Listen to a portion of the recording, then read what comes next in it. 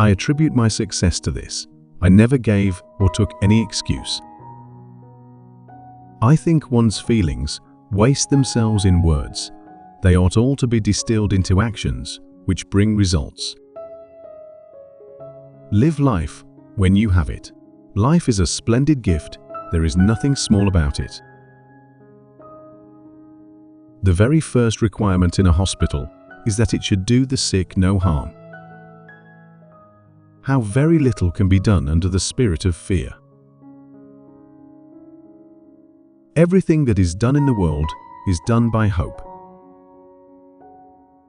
Rather, 10 times die in the surf, heralding the way to a new world, than stand idly on the shore. It may seem a strange principle to enunciate as the very first requirement in a hospital that it should do the sick no harm. Nursing is an art, and if it is to be made an art, it requires an exclusive devotion, as hard a preparation as any painter's or sculptor's work. I have lived and slept in the same bed with English countesses and Prussian farm women. No woman has excited passions among women more than I have. Were there none who were discontented with what they have, the world would never reach anything better. To understand God's thoughts, we must study statistics, for these are the measure of His purpose. The most important practical lesson that can be given to nurses is to teach them what to observe.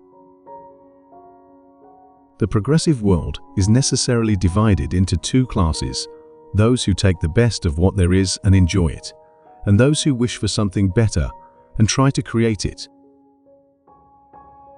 Asceticism and martyrdom are misplaced with us. We would much rather see you bright, healthy, and strong. Hospitals are only an intermediate stage of civilization. No man, not even a doctor, ever gives any other definition of what a nurse should be than this: devoted and obedience. This definition would do just as well for a porter. It might even do for a horse. It would not do for a nurse.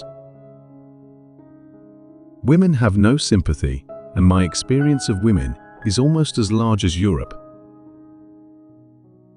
Instead of wishing to see more doctors made by women joining what there are, I wish to see as few doctors, either male or female, as possible.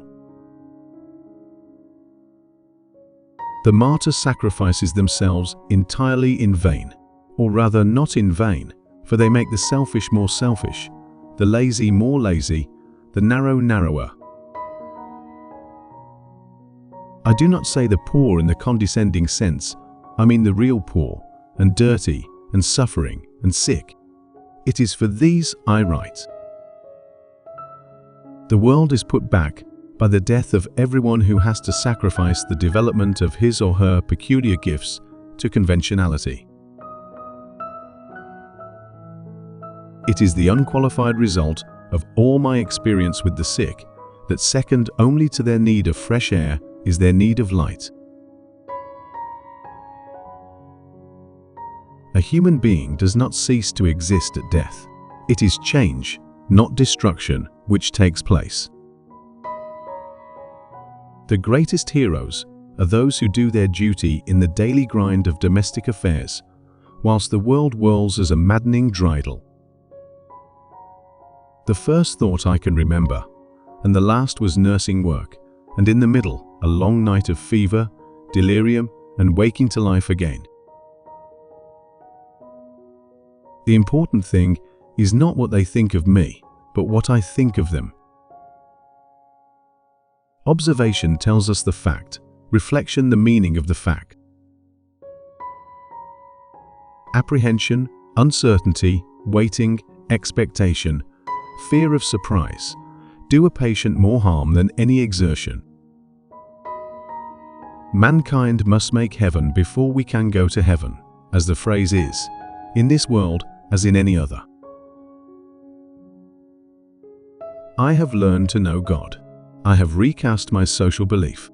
All the liberal movement in England of my early days, all my father's belief in progress, in democracy, were wrong. The only English patients I have ever known refuse tea have been typhus cases, and the first sign of their getting better was their craving again for tea. The above are the life wisdom quotes for this episode.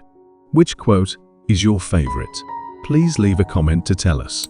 Don't forget to like, subscribe, and turn on notifications.